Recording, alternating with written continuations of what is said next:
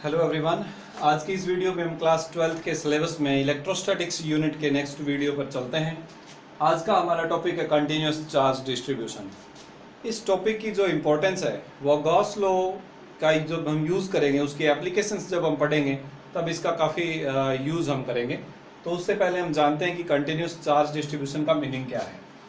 देखिए dear students, अब से पहले हम चार्ज के क्वांटाइजेशन की बात कर चुके हैं। हमें पता है कि चार्ज क्वांटाइज्ड है। चार्ज की सबसे शॉर्टेस्ट वैल्यू है E, charge of electron, then next possible value is 2E, then 3E and so on.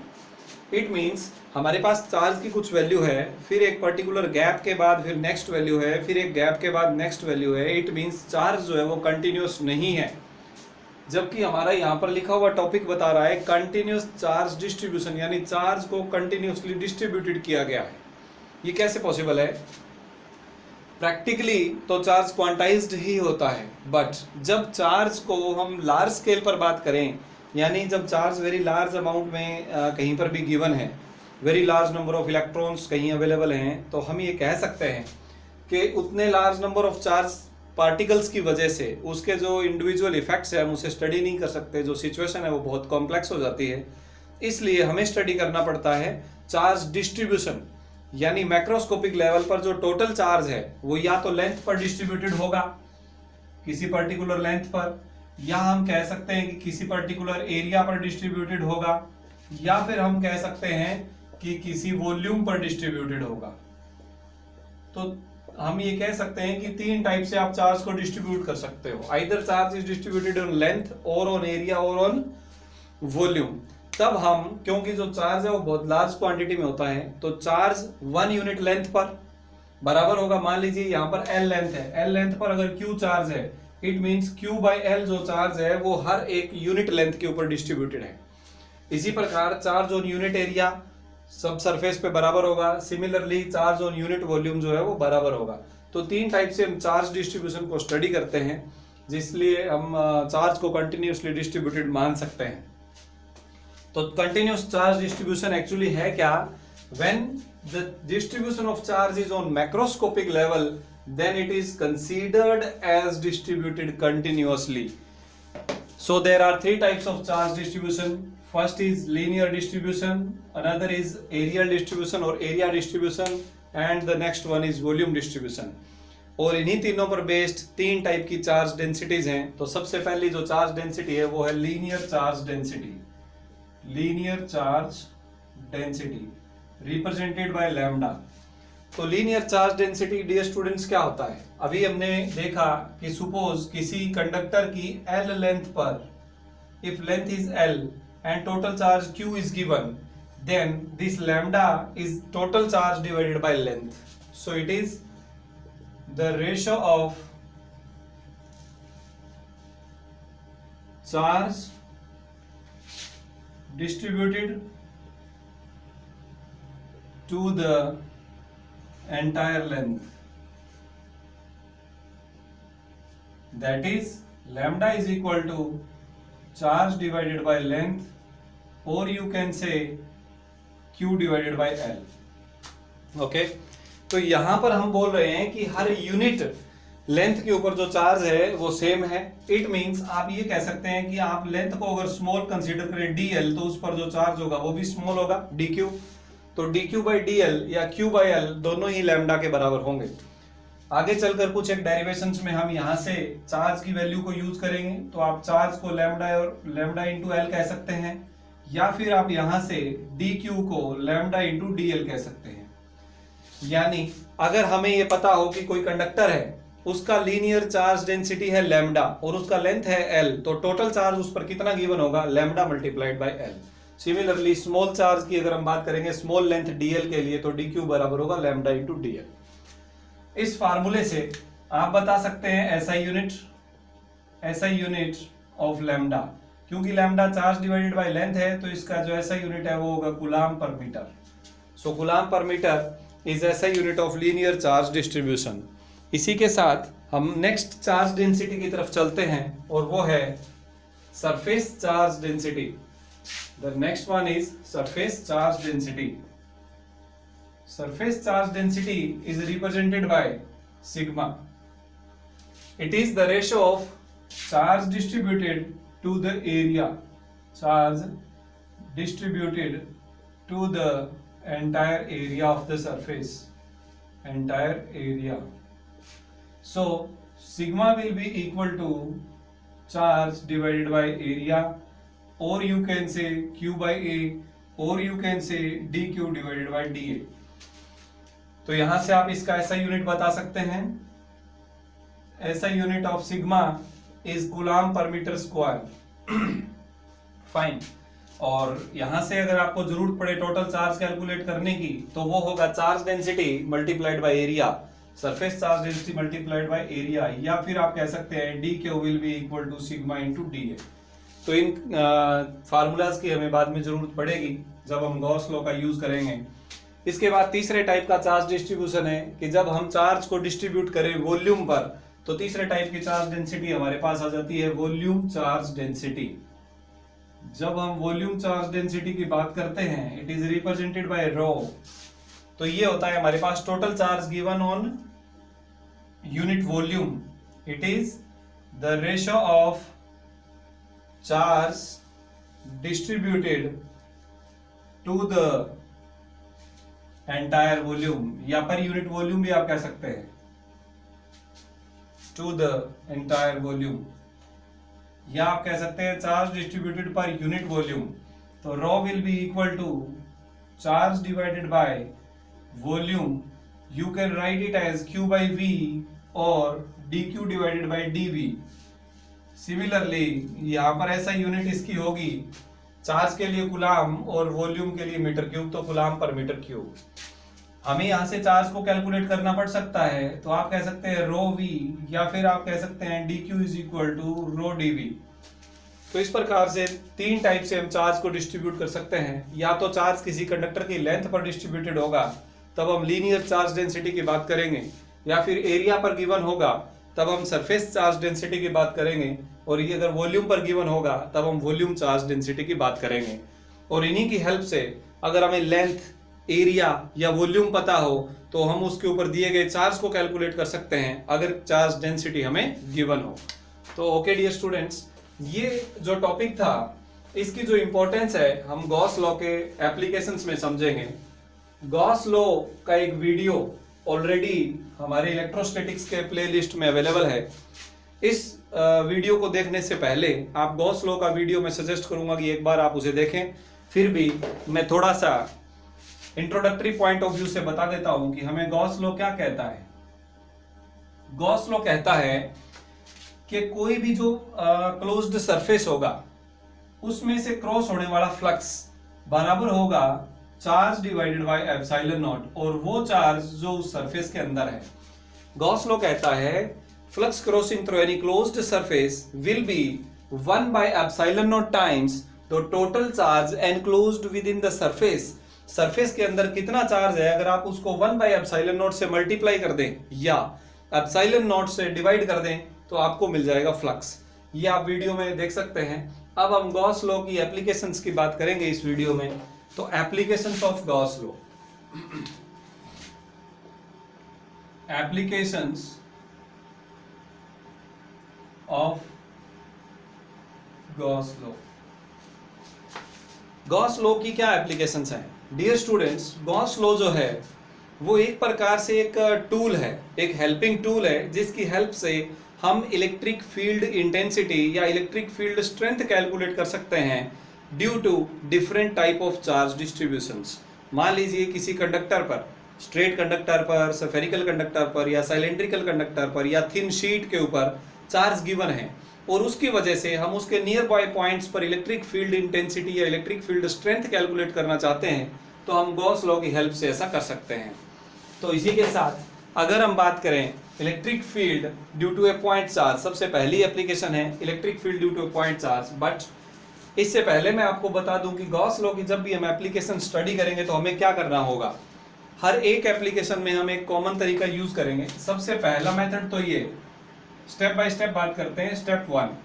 Step one में जो भी हमें चार्ज या चार्ज डिस्ट्रीब्यूशन गिवन होगा, चार्ज या चार्ज डिस्ट्रीब्यूशन, चार्ज और चार्ज डिस्ट्रीब्यूशन, उसको समझेंगे, उसको बनाएंगे या उसका डायग्राम बनाएंगे। स्टेप 2 में हम क्या करेंगे, इसके चारों तरफ एक गॉसियन सरफेस कंसीडर करेंगे। जो भी चार्ज या चार्ज डिस्ट्रीब्यूशन हमें गिवन होगा उसके चारों तरफ हम एक गॉसियन सरफेस कंसीडर करेंगे। गॉसियन सरफेस क्या है, जो भी चार्ज या चार्ज डिस्ट्रीब्यूशन हमें दिया होगा उसके चारों तरफ कुछ ऐसे पॉइंट्स होंगे जहां पर इलेक्ट्रिक फील्ड इंटेंसिटी सेव होगा। उन पॉइंट्स को अगर हम मिला दें तो जो भी सरफेस मिलेगा उसे हम बोलते हैं गॉसियन सरफेस। हो सकता है कि ये सिलेंड्रिकल शेप का हो सकता है ये स्फेरिकल शेप का हो, या it may be of any other shape. Generally हम सिलेंड्रिकल और स्फेरिकल जो टाइप के गॉसियन सरफेस है उन्हें ही कंसीडर करते हैं, क्योंकि सिमेट्रिक चार्ज डिस्ट्रीब्यूशन को ही हम यहाँ स्टडी करते हैं। तो नंबर 2 पर हमें करना होगा गॉसियन सरफेस कंसीडर करना होगा। ये एक इमेजिनरी सरफेस होता है। ओके, स्टेप 3, इस गॉसियन सरफेस में से क्रॉस होने वाला फ्लक्स कैलकुलेट करेंगे हम। Calculate flux passing through Gaussian surface by using integration of E dot d S method. E dot d S का जो मेथड है इस तरीके से हम फ्लक्स कैलकुलेट करेंगे।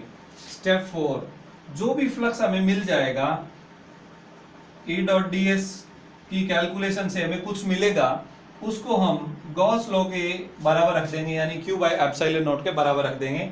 And then we will calculate electric field intensity. यहाँ पर लेफ्ट साइड में इलेक्ट्रिक फील्ड इंटेंसिटी को छोड़कर जो कुछ भी होगा उसे हम राइट साइड में ले आएंगे और हमें एक डेरिवेशन मिल जाएगा इलेक्ट्रिक फील्ड इंटेंसिटी का। ये जो स्टेप्स हैं हमें सभी टाइप की जितनी भी हम एप्लीकेशन स्टडी करेंगे गॉस लॉ की उनमें हमें काम आएगा। तो सभी स्टूडेंट्स एक बार इन पॉइंट्स को अपने माइंड में रखें। चार्ज या चार्ज डिस्ट्रीब्यूशन स्टडी करें, गॉसियन सरफेस सपोज करें, फ्लक्स कैलकुलेट करें, फ्लक्स को Q बाय एप्सिलॉन नॉट के बराबर रखें और वहां से फाइंड आउट करें E। तो इसके साथ ही डियर स्टूडेंट्स ये हमारे पास एक इंट्रोडक्टरी आइडिया था। अब मैं सबसे पहली गॉस लॉ की एप्लीकेशन को लेकर चलता हूँ। सबसे फर्स्ट हमारे पास एप्लीकेशन है electric field intensity due to a point charge. To calculate electric field strength due to a point charge. चलिए अब हम स्टेप बाय स्टेप मैं आप लोगों को समझाता हूं। सबसे पहला स्टेप क्या था, जो चार्ज या चार्ज डिस्ट्रीब्यूशन गिवन है उसे सपोज कर लीजिए। चलिए हम सपोज कर लेते हैं, ये हमें कोई एक चार्ज गिवन है। Suppose this is a point charge Q। आप इसे पॉइंट भी कंसीडर कर सकते हैं, लेकिन हो सकता है बोर्ड पर पॉइंट ना दिखे इसलिए मैंने थोड़ा बड़ा मान लिया है। Actually it is considered as a point charge, ये एक पॉइंट चार्ज है। अब इस चार्ज दूसरा जो हमारा स्टेप था वो क्या था, गॉसियन सरफेस। मैंने आपको बताया कि गॉसियन सरफेस ऐसा सरफेस होता है जो कि चार्ज के चारों तरफ सेम इलेक्ट्रिक फील्ड वाले पॉइंट्स को मिलाने से मिलता है। तो ये पॉइंट है, इस पॉइंट से अगर मैं कुछ r डिस्टेंस की बात करूं तो r डिस्टेंस पर जितना इलेक्ट्रिक फील्ड इंटेंसिटी होगा उतना ही फील्ड इंटेंसिटी सभी डायरेक्शन में होगा r डिस्टेंस पर, यानी राइट साइड में, लेफ्ट साइड में, अप साइड, डाउन साइड, हमारी साइड, अंदर की साइड, सभी जगह r डिस्टेंस अगर हम लें तो r डिस्टेंस वाले जो पॉइंट्स होंगे उन पर इलेक्ट्रिक फील्ड इंटेंसिटी सेम होगा। इट मींस उन सभी पॉइंट्स को मिला दीजिए तो क्या बनेगा, स्फीयर। तो ये हमारे पास एक गॉसियन सरफेस हो गया। तो हमने गॉसियन सरफेस को एज्यूम कर लिया, सपोज कर लिया हमारे पास स्फेरिकल शेप का गॉसियन सरफेस है।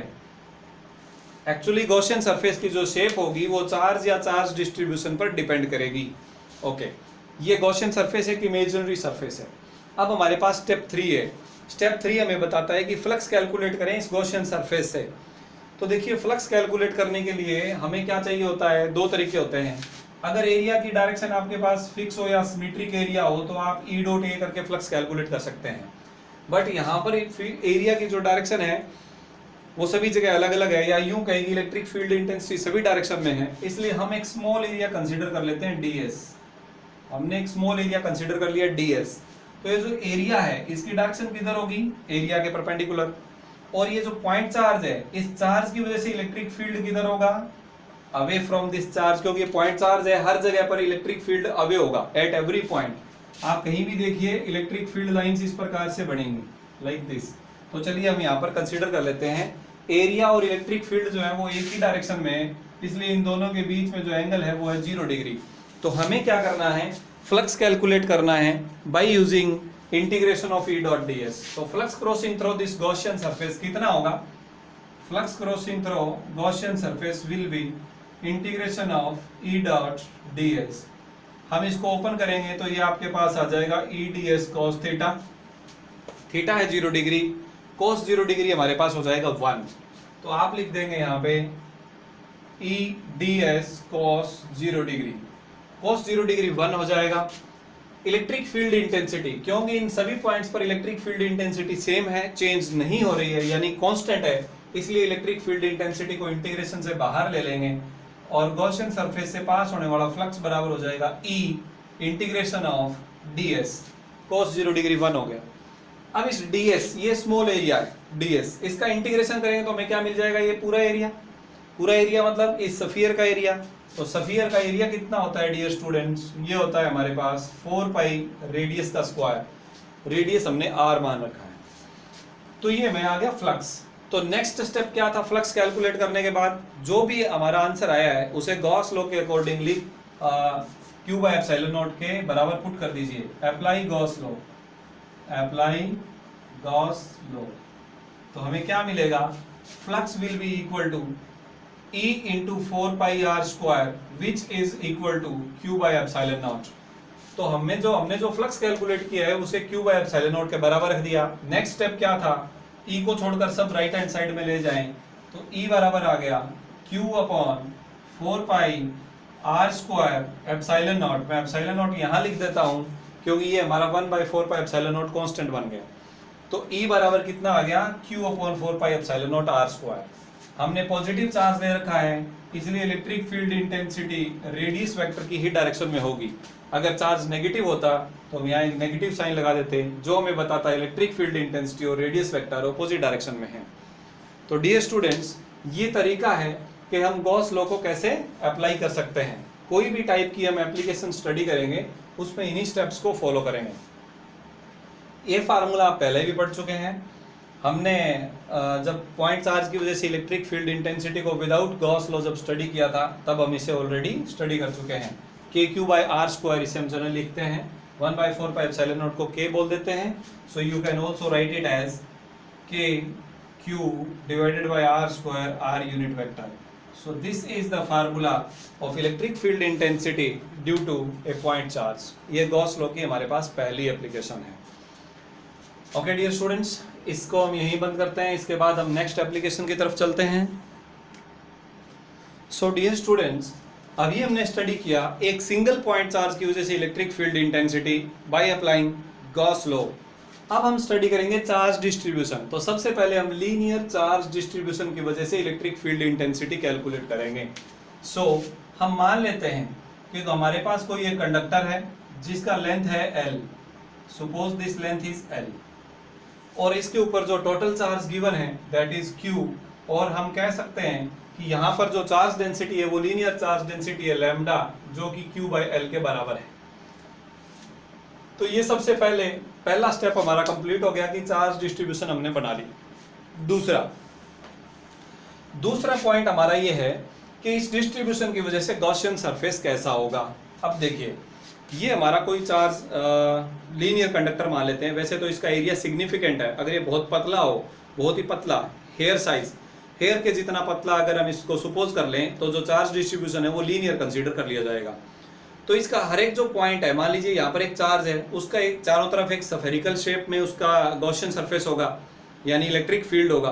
दूसरे चार्ज की वजह से भी सफियर, तीसरे की वजह से भी सफियर, यानी जितने भी चार्जेस यहाँ लेंथ पर गिवन है उन सभी की वजह से स्फेरिकल शेप में इलेक्ट्रिक फील्ड होगा। इट मीन्स अगर ये हमारा कंडक्टर है तो इन सभी चार्जेस की वजह से स्फेरिकल शेप में इलेक्ट्रिक फील्ड होगा। इट मीन्स इस पूरे कंडक्टर की वजह से ओवरऑल जो शेप निकल के यहाँ हमें मिल रही है दैट इज साइलेंड्रिकल। सभी को मिलाने से साइलेंड्रिकल शेप का गॉसियन सरफेस मिल रहा है। इट मीन्स इसके चारों तरफ साइलेंड्रिकल शेप का गॉसियन सरफेस होगा। तो हमारा स्टेप 2 क्या था? गॉसियन सरफेस सपोज करना, जो कि हम कर चुके हैं। तो हमारा गॉसियन सरफेस साइलेंड्रिकल शेप का है। यहाँ पर इलेक्ट्रिक फील्ड किधर है? इलेक्ट्रिक फील्ड इस स्ट्रेट कंडक्टर के चारों तरफ है। जैसे मान लीजिए कि ये हमारा स्ट्रेट कंडक्टर है, तो जो इलेक्ट्रिक, क्योंकि ये पॉजिटिव चार्ज हमने सपोज किया है, तो इसमें जो इलेक्ट्रिक फील्ड लाइंस होंगी वो किधर होंगी, अवे। तो इलेक्ट्रिक फील्ड इधर नीचे इधर इधर इस प्रकार से होंगी। तो इस लाइक दिस वे, इस प्रकार से इलेक्ट्रिक फील्ड लाइंस होंगी। तो अगर हम टॉप व्यू देखें, अगर मैं इस कंडक्टर को ऐसे दिखाना चाहूँ यहाँ बोर्ड पर, तो आप इलेक्ट्रिक फील्ड कैसे देख सकते हैं। अगर ये हमारा कंडक्टर है लाइक दिस, इस प्रकार से, तो इलेक्ट्रिक फील्ड हमारा सभी डायरेक्शन में है, in all directions like this. इसे आप बोल सकते हैं टॉप व्यू, और ये हमारा है साइड व्यू। ओके, चलिए हम साइड व्यू को लेकर चलते हैं, हमारी कैलकुलेशन इससे इजी हो जाएगी। दूसरा स्टेप हमारा कंप्लीट हो गया, हमने गॉसियन सरफेस सपोज कर लिया। तीसरा स्टेप है फ्लक्स कैलकुलेट करना, इस गॉसियन सरफेस में से कितना फ्लक्स क्रॉस हो रहा है। तो देखिए यहाँ पर 3 एरिया है। एक एरिया तो ये है दिस वन, हम इसको N1 बोल देते हैं। दूसरा एरिया ये है दिस वन, इसे N2 बोल देते हैं, डायरेक्शन दोनों की परपेंडिकुलर। और तीसरा जो एरिया है वो है कर्व्ड एरिया। जैसे मान लीजिए ये हमारा सरफेस है, तो एक एरिया ये हो गया, एक एरिया ये हो गया, और एक ये कर्व सरफेस एरिया हो गया। तो इस कर्व सरफेस एरिया की जगह अगर हम स्मॉल एरिया ले लें ds एरिया लिया, तो इलेक्ट्रिक फील्ड और एरिया दोनों सेम डायरेक्शन में है। N3 और electric field they are in same direction. तो आप देखेंगे कि फर्स्ट एरिया के लिए जो θ1 है वो 90 डिग्री है, सेकंड एरिया के लिए जो थीटा है वो 90 डिग्री है, थर्ड एरिया के लिए जो थीटा है वो 0 डिग्री है। तो हमारे पास 3 टाइप की सरफेस यहाँ पर हो गई, 2 सर्कुलर सरफेस, एक साइलेंड्रिकल सरफेस। अब हम इसमें से क्रॉस होने वाला फ्लक्स कैलकुलेट करेंगे। तो flux passing through this Gaussian surface, इस गॉसियन सरफेस से कितना फ्लक्स क्रॉस होगा, हम कहेंगे flux passing through area 1 plus flux passing through area 2 plus flux passing through area 3। चलिए 1 बाय 1 इसे कैलकुलेट करते हैं। एरिया 1 में से कितना फ्लक्स पास हो रहा है, E dot ds1। Okay fine. तो देखिए इसे आप कह सकते हैं E ds1 cos θ1। θ1 90 डिग्री है, cos 90 डिग्री 0, इसलिए ये फ्लक्स हो जाएगा 0। सिमिलरली इसी प्रकार फ्लक्स सेकंड एरिया में से भी 0 पास होगा, क्योंकि एंगल यहाँ भी 90 डिग्री है। बट जो थर्ड एरिया हमारे पास है वहां पर जो फ्लक्स होगा वो 0 नहीं होगा। E डॉट ds3 ये आ जाएगा हमारे पास E ds3 cos θ3। θ3 0 डिग्री है। नेक्स्ट स्टेप में हम इसे 0 डिग्री पुट कर देंगे। नेक्स्ट स्टेप में हम cos 0 डिग्री को 1 पुट कर देंगे। स्टूडेंट मेरी तरह ना करें, स्टेप बाय स्टेप करें। cos 0 डिग्री 1, और इन सभी पॉइंट्स के ऊपर इलेक्ट्रिक फील्ड सेम है। अगर सेम है तो हम क्या करेंगे, इसको इंटीग्रेशन से बाहर ले लेंगे नेक्स्ट स्टेप में। तो E बाहर आ गया ds3। अब ds3 कौन सा एरिया है बच्चों, ये कर्व्ड सरफेस एरिया का छोटा पार्ट है। अगर आप इसे इंटीग्रेट करेंगे तो हमें साइलेंडर का कर्व्ड सरफेस एरिया मिल जाएगा। तो साइलेंडर का जो कर्व्ड सरफेस एरिया है वो कितना होता है, 2 पाई r h। h की जगह हमारे पास है लेंथ l, तो ये हमारे पास हो जाएगा 2 पाई r l, curved surface area of the cylinder. चलिए फ्लक्स कैलकुलेट हो गया हमारा तीनों का। तो टोटल फ्लक्स कितना होगा, गॉसियन सरफेस से पास होने वाला, पहले दोनों तो 0 हैं, तो ये बच गया E इंटू 2 पाई RL। और गॉस लॉ हमें पुट करना है नेक्स्ट स्टेप के अकॉर्डिंग। तो गॉस लॉ जब हम पुट करेंगे Q बाय एप्सिलॉन नॉट, तो Q यानी टोटल चार्ज, और टोटल चार्ज हमें हमारे पास कितना है, ध्यान दीजिए, टोटल चार्ज हमारे पास है लैम्डा इंटू एल। मैंने स्टार्टिंग में ही बताया था, lambda multiplied by L. Linear density को लेंथ से मल्टीप्लाई करेंगे तो चार्ज आ जाएगा। तो हम यहाँ क्या करें, E इंटू 2 पाई आर एल बराबर lambda into L by epsilon not. L से एल कैंसिल कर दीजिए, तो E बराबर आ जाएगा lambda divided by 2 pi, epsilon not पहले लिख रहा हूँ, R बाद में लिख रहा हूँ, तो E is equal to lambda divided by 2 pi epsilon naught R। क्योंकि एक वेक्टर क्वांटिटी है और आप देख रहे हैं कि इलेक्ट्रिक फील्ड जो है वो रेडियस वेक्टर की डायरेक्शन में ही है, तो आप यहाँ पर R यूनिट वेक्टर लगा सकते हैं। तो ये हमारे पास जो फार्मूला है, this is the formula of electric field intensity due to linear charge distribution in terms of charge density या लीनियर चार्ज डेंसिटी। अगर आप इसे चार्ज की टर्म्स में निकालना चाहें तो आप Q बाय L पुट कर सकते हैं, तो you will get the answer. तो आपको ये फार्मूला पता होना चाहिए। आज के इस वीडियो में इतना ही। अगले वीडियोस में हम स्टडी करेंगे कुछ और एप्लीकेशंस गॉस लॉ की वजह से, और तब तक के लिए आप भी ऐसा ही इसकी प्रैक्टिस कर सकते हैं। मैं आपको बता देता हूं कि नेक्स्ट हमारी चार्ज डिस्ट्रीब्यूशन क्या होगी। हमारे पास होगा एक सॉलिड और होलो कंडक्टिंग स्फीयर, सॉलिड या होलो कंडक्टिंग स्फीयर हमारा चार्ज डिस्ट्रीब्यूशन होगा। दूसरा हमारे पास होगा होलो नॉन कंडक्टिंग स्फीयर, एक हमारे पास होगा सॉलिड नॉन कंडक्टिंग स्फीयर, तो ये, और एक हमारे पास होगा infinite plane infinite thin sheet. इन सभी पर चार्जेस गिवन है। एक केस में शीट पर चार्ज गिवन है और इन सभी केसेस में स्फीयर्स पर चार्ज गिवन है, और उनकी वजह से हमें इलेक्ट्रिक फील्ड इंटेंसिटी निकालनी है। अगर आप कंसेप्ट को अच्छे समझ पाए हैं तो आप इसकी कोशिश कर सकते हैं, और अदरवाइज मैं अपनी नेक्स्ट वीडियोस में गॉस लॉ की एप्लीकेशंस के साथ में फिर से अवेलेबल होऊंगा। तब तक के लिए आप इसे अच्छे से स्टडी करें, घर बैठकर अपने नोट्स बनाएं। Stay home, stay safe. जय हिंद।